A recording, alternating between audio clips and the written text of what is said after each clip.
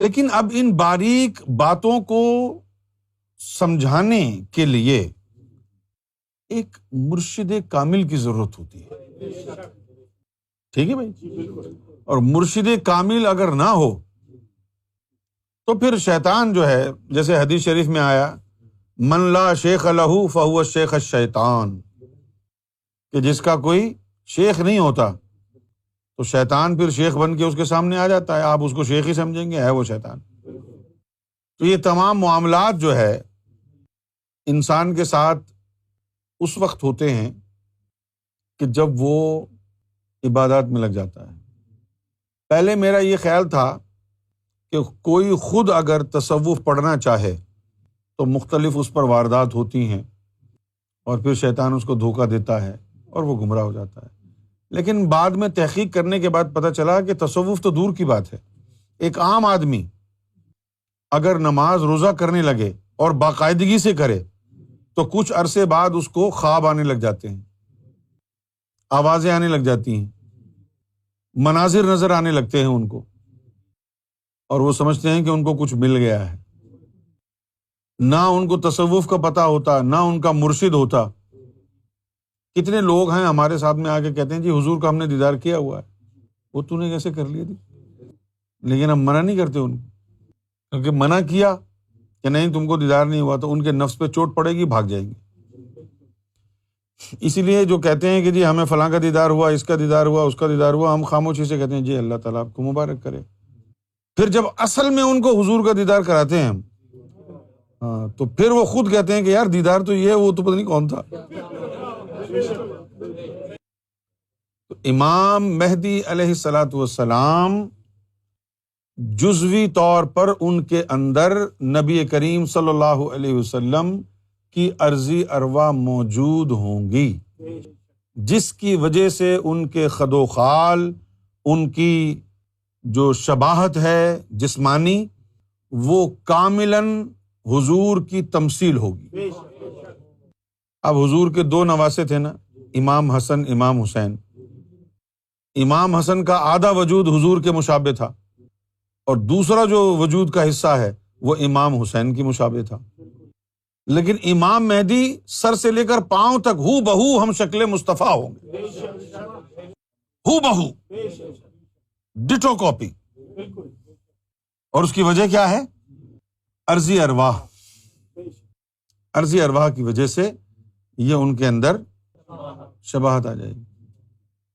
اب یہاں پر ایک بڑا ہی مہین، بڑا ہی باریک ایک نقطہ جو ہے وہ بچ گیا ہے، اور میں چاہتا ہوں کہ اس کے اوپر بھی گفتگو ہو جائے تو بہتر ہے۔ یہ جو جسم کی شباہت ہوتی ہے، یہ جسم کی شباہت عرضی ارواح کی وجہ سے نہیں ہوتی۔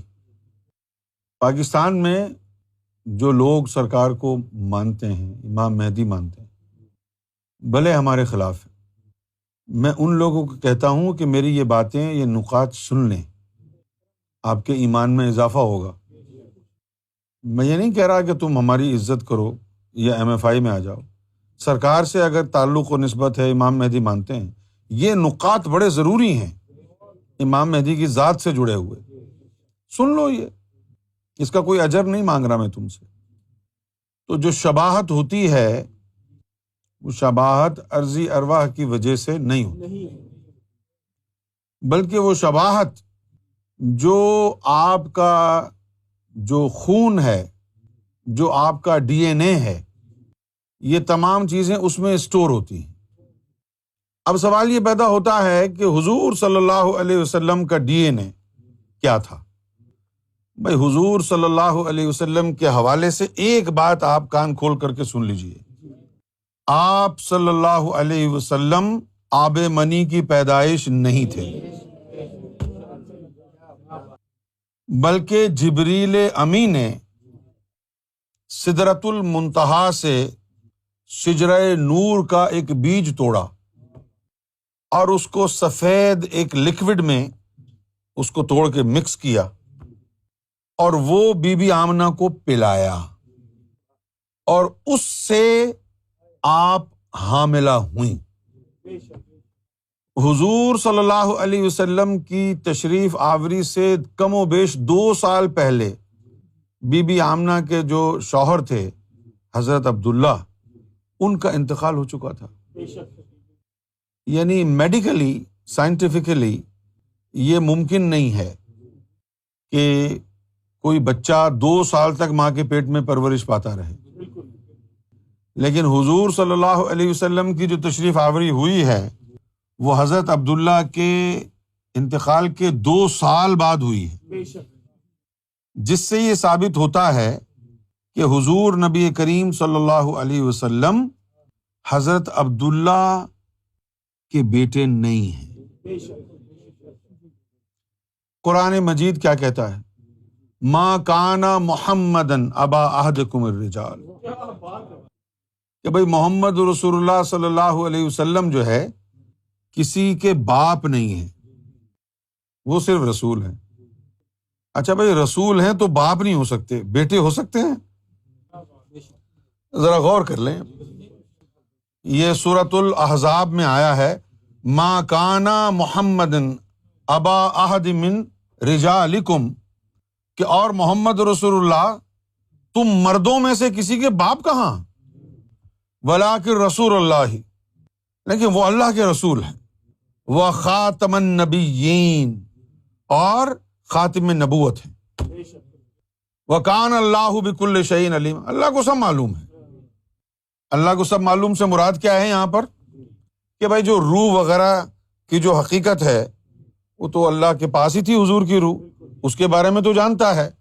جسم زمین پر بی بی آمنہ کی کوکھ میں کیسے بنا، کہاں سے بنا، اس کا ذکر ہو رہا ہے، وَكَانَ اللَّهُ بِكُلِّ شَيْءٍ عَلِيمٌ۔ روح کو تو وہ جانتا ہے، حضور کا جسم وہاں کیسے بنا ہے اس کی گفتگو ہو رہی ہے۔ وَكَانَ اللَّهُ بِكُلِّ شَيْءٍ عَلِيمًا، کہ اللہ کو سب معلوم، ہر شے کا علم ہے۔ تو حضور نبی کریم صلی اللہ علیہ وسلم کا ڈی این اے کہاں سے آیا ہے؟ شجرۃ النور سے۔ کہاں سے آیا ہے؟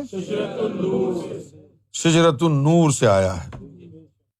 اب شجرۃ النور سے آیا ہے تو اب ذرا مجھے بتائیے، کوئی صورت کائنات میں کبھی ایسی آئی ہوگی جو حضور سے مشابہ ہو؟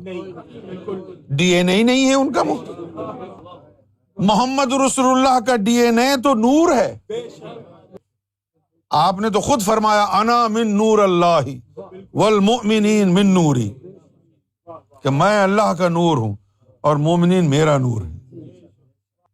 تو شباہت آتی ہے ڈی این اے سے، عرضی ارواح سے نہیں آتی۔